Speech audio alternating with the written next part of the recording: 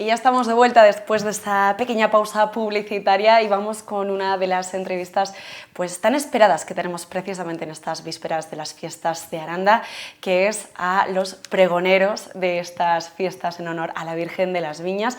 Quiero saludar por una parte a Rufo Criado, ¿qué tal? Muy buenas noches. Buenas noches. Y por otra parte a Julián Valle, muy buenas noches. Muy buenas noches. Bueno, ambos pregoneros, ¿no? Sí. En representación de ese colectivo de Aguacrag, compuesto por 11, creo que, o no sé si las cifras... Sí, que a lo largo del tiempo 11, o sea, diríamos que es los que más... Hombre, Aguacrag era algo más, porque, por ejemplo, Ramón Valladolid...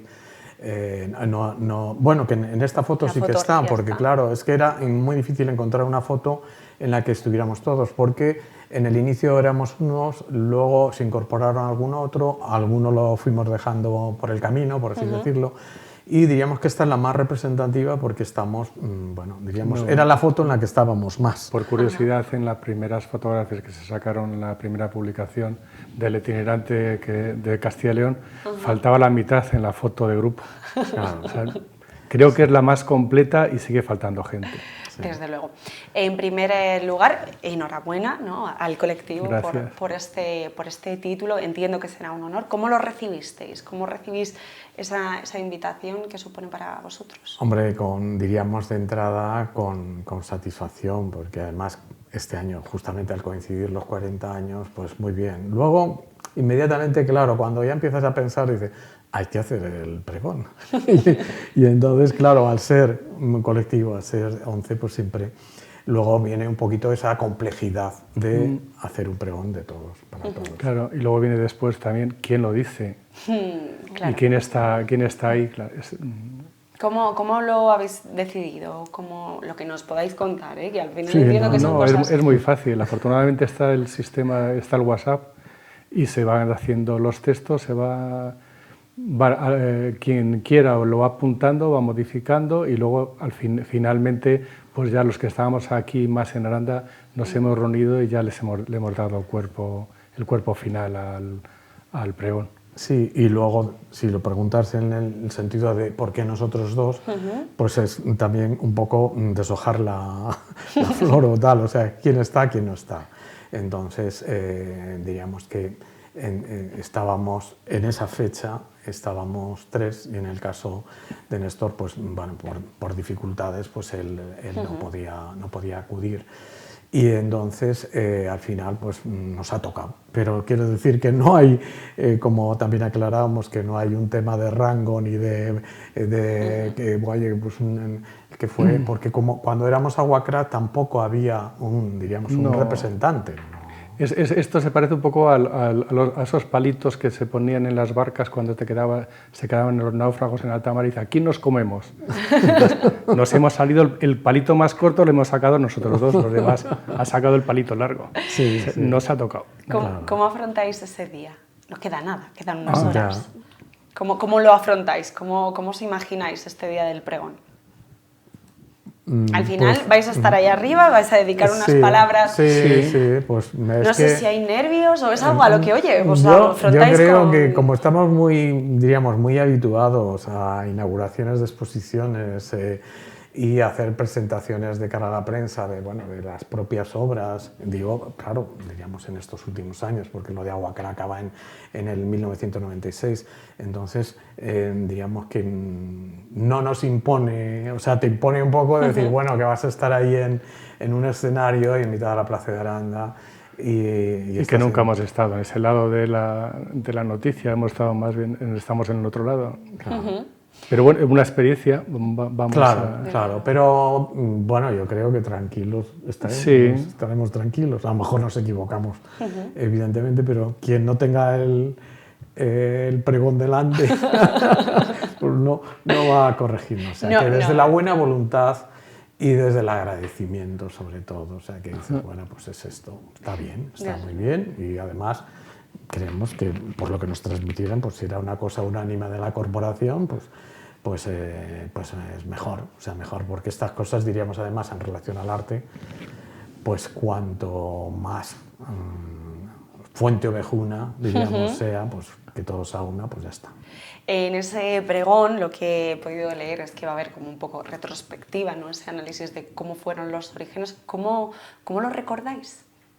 Sí, bueno, lo que hemos visto que habitualmente pues, tienen cierto tinte cultural, todos los pregoneros últimos, y normalmente ellos mismos hacen un poquitín de semblanza de cuáles han sido sus actividades, aunque eso es una cosa que habrá gente que a lo mejor lo tenga mucho más fácil, pero personalmente yo creo que tanto Rufo como yo nos cuesta un poco el contar nuestra vida así de esa manera en directo, pero bueno, hemos hecho el esfuerzo y sobre todo para la gente más joven que no esté informada, pues tener unas notas biográficas que son importantes y en el caso de Aguacrack, pues también situar cuál podía ser el ambiente cultural en los años 80 en Aranda y reconocer que era un ambiente cultural de efervescencia, de gran efervescencia y que esperemos que siga siendo así, que siga habiendo mucha actividad cultural,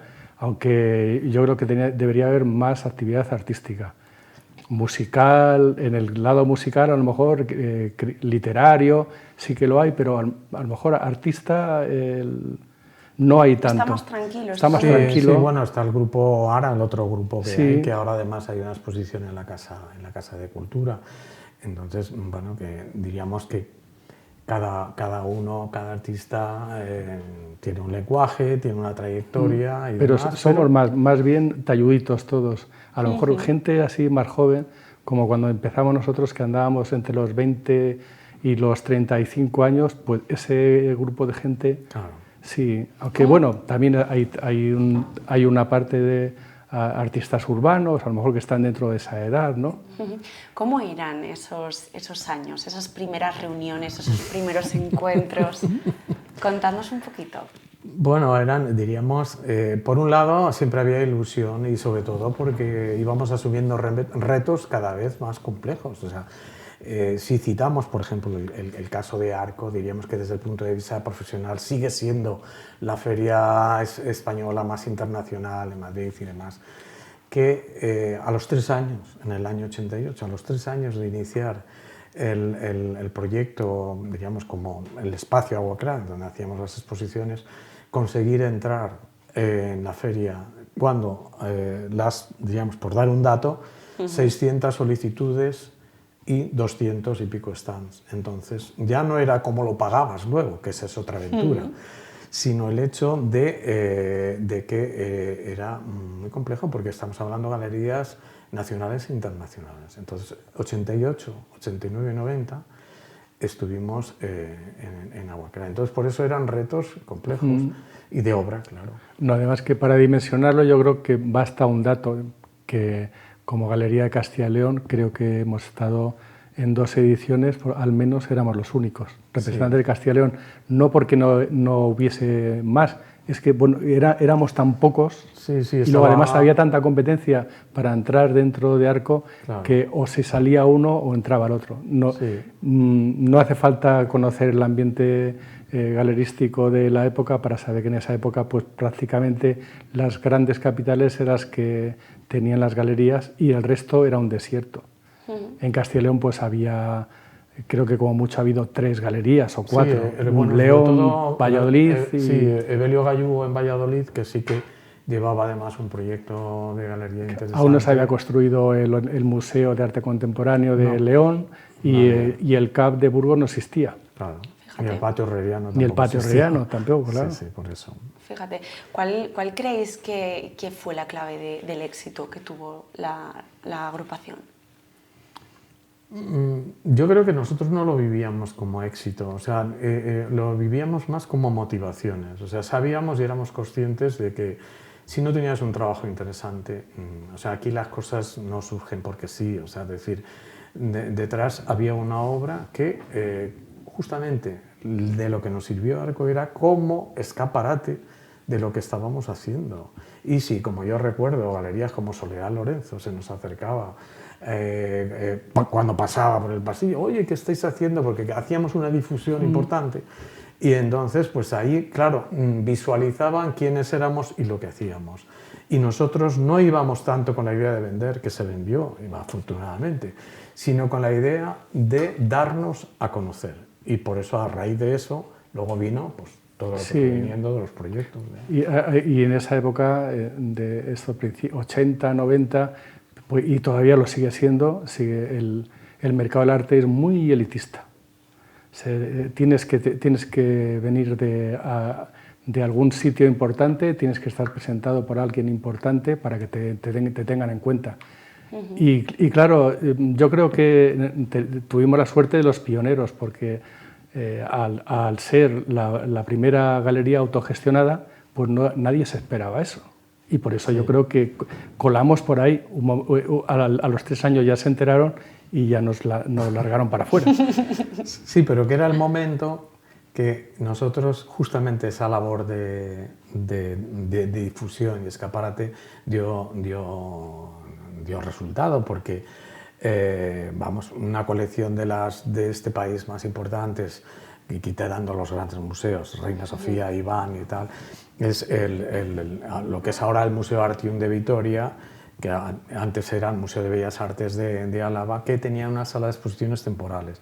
Entonces, el comité de dirección de esto nos invitó a realizar un proyecto en la Sala Márica, que estamos hablando de un espacio de unos 500 metros cuadrados, que para nosotros eso pues, fue lo mismo, o sea, es decir, otro reto que surgía de allí, que luego además esa exposición al Museo San Telmo de San Sebastián se interesó también, o sea que misión cumplida. No, eran espacios de referencia, igual también que la Sala Metronome de Barcelona, claro, eran espacios de referencia en esa época de la vanguardia en España. Y precisamente aquí estamos hablando de España, pero llega un momento en el que vosotros ya saltáis, ¿no? Al panorama internacional. ¿Cómo lo recordáis o qué os aportó esas experiencias? Pues bueno, podríamos comentar de que, por ejemplo, el primer intercambio, o sea, lo mismo, cómo surgen, porque la gente puede tener curiosidad de decir, bueno, hicisteis un intercambio con artistas, primero, vamos, de Les Génies de la Bastille de París, intentaré simplificarlo, es decir, teníamos un contacto con Alejandro Martínez, que estaba en ese momento con Eva González en París, y tenían ellos a su vez contacto con Esther Ferrer, que es Premio Velázquez de las Artes, diríamos que es una artista vinculada más por el arte, vamos a decir, de conceptual o de intervención. Y en ese momento también era la persona del diario El País que estaba a cargo de las crónicas de arte en París, o sea que es un personaje bastante importante, aparte ya como artista, ¿no?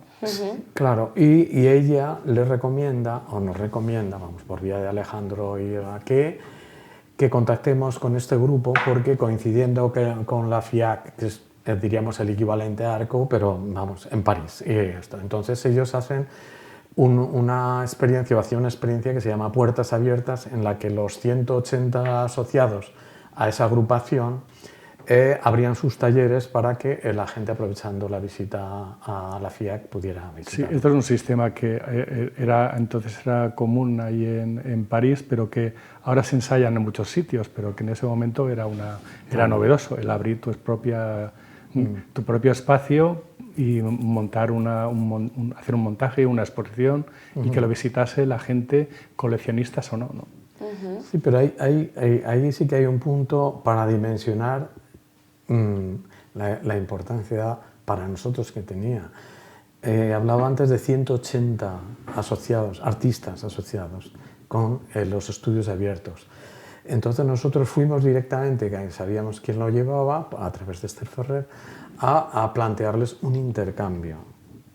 Aranda de Duero, París. O sea, y además 8 o 7.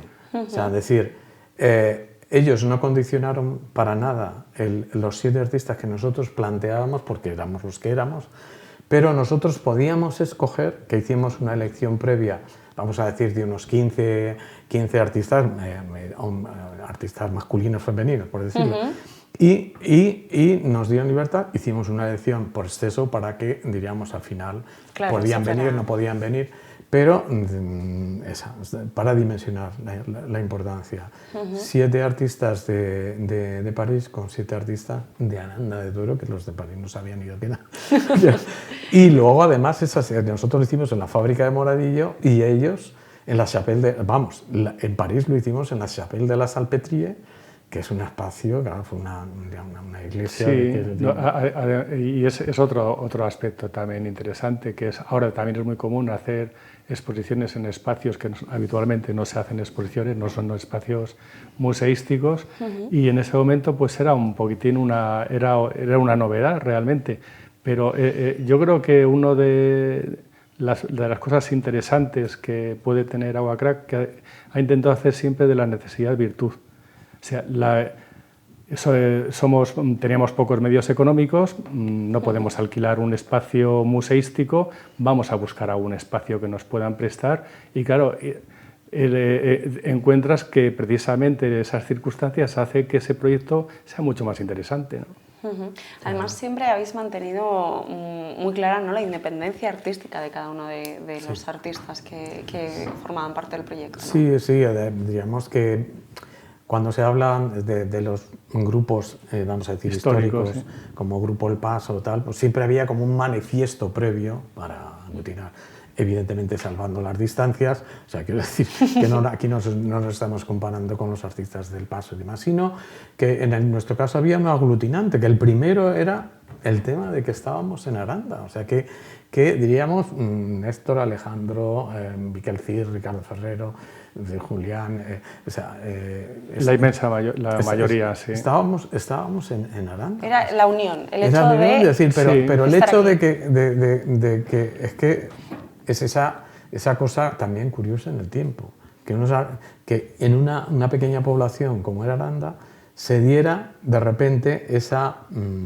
explosión, en el mejor sentido, de artistas interesados en el arte contemporáneo. En la primera fotografía, que lo comentábamos antes, que en la que faltaba gente de Agua Crack de la exposición que hicimos itinerante, precisamente hay una persona que no forma parte del grupo, que es Koen Van Braven, que era un antropólogo que conoció, tuvo relación con esto, luego nos conoció a todos y que estuvo haciendo un trabajo muy específico sobre Aranda, porque le parecía que tenía unas características muy especiales y lo achacaba, yo creo, en gran parte a la situación geográfica que había sido, pues, desde hace muchos años un nudo de comunicación, de cultura, y que, claro, lógicamente eso había hecho que se hubiese tenido un desarrollo económico-industrial determinado. Ha habido otros estudios posteriores y eso tiene mucho que ver con la cultura. Estos son los aspectos que después vas pensando sobre ellos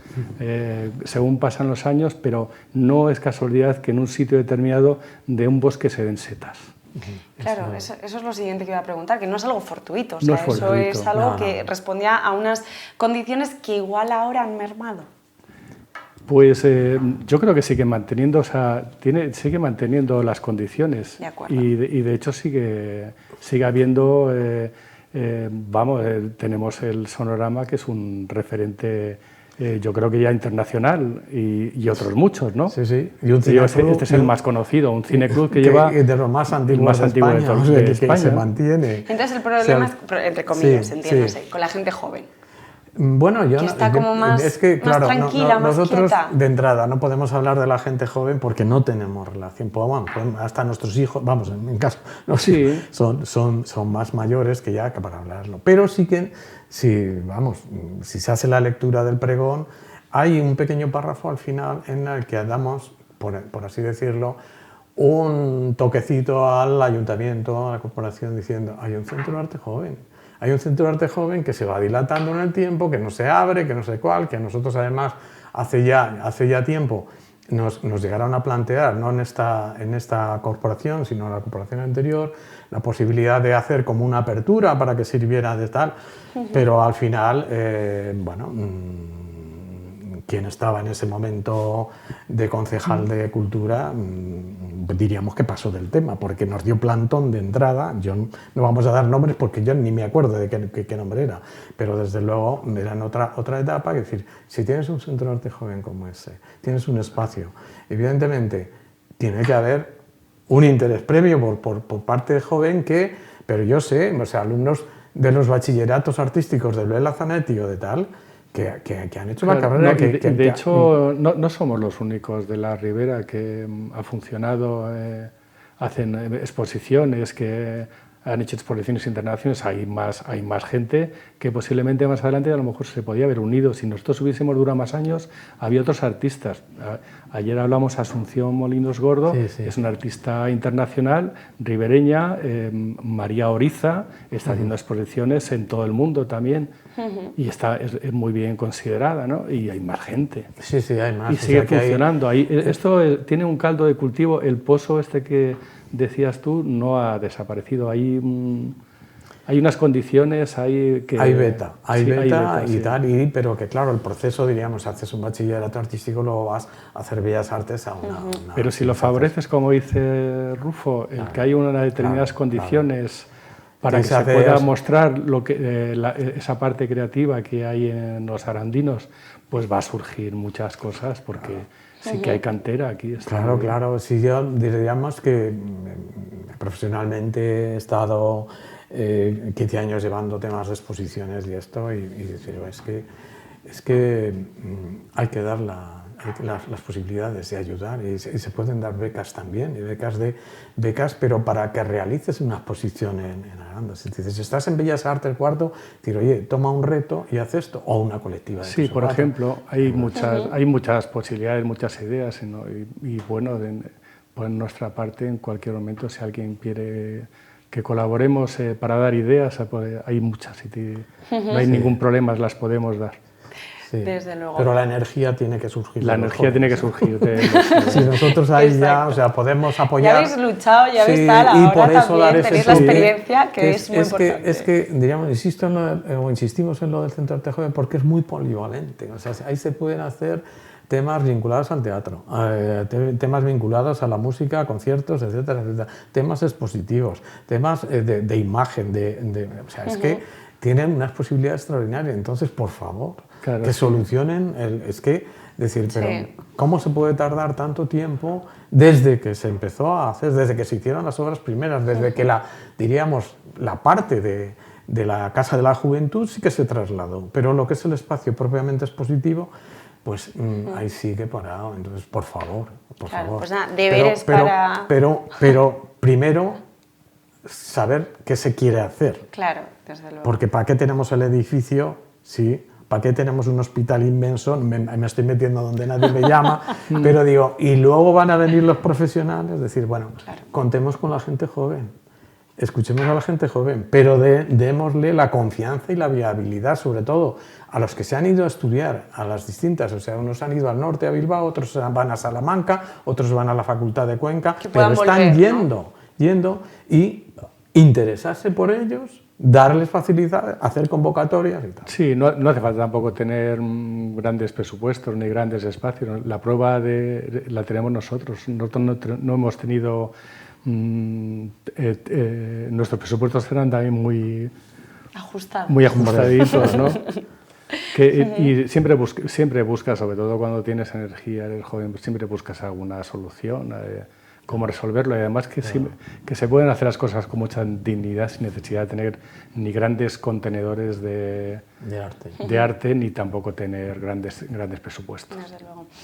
Nos podríamos tirar una hora más aquí hablando tranquilamente, porque si hablamos de una experiencia de 10 años, calcula. No, desde luego, porque de verdad que Rufo y Julián ha sido un placer tenerlos aquí en Televisión Aranda. Dentro de muy poquito os escucharemos en ese pregón y os veremos en estas fiestas. No sé si hay algo en concreto de lo que vayáis a poder disfrutar de estas fiestas que os hayan dicho, pues no sé si en la ofrenda, en el cañonazo, alguna actividad ya que os haga más partícipes. Eso ya será cosa de cada uno y según tenga las circunstancias. Sí. Pero eso sí, aprovechamos ya para decir salud larga vida y a disfrutar de las fiestas. Y a disfrutar de las fiestas. A disfrutar, disfrutemos de las fiestas y en la parte que nos toca, pues reivindicamos esa cultura, pero que la fiesta forma parte de la cultura. Entonces, venga, adelante todos y a disfrutar. Sí, no, sin fiesta no hay cultura. Desde luego. Pues muchísimas gracias a los dos por estar esta noche con nosotros, ha sido un placer. Vale, muchas igualmente, gracias. Gracias. Y nosotros vamos a hacer ahora una pequeña pausa para la publicidad, pero volvemos enseguida, no se vayan.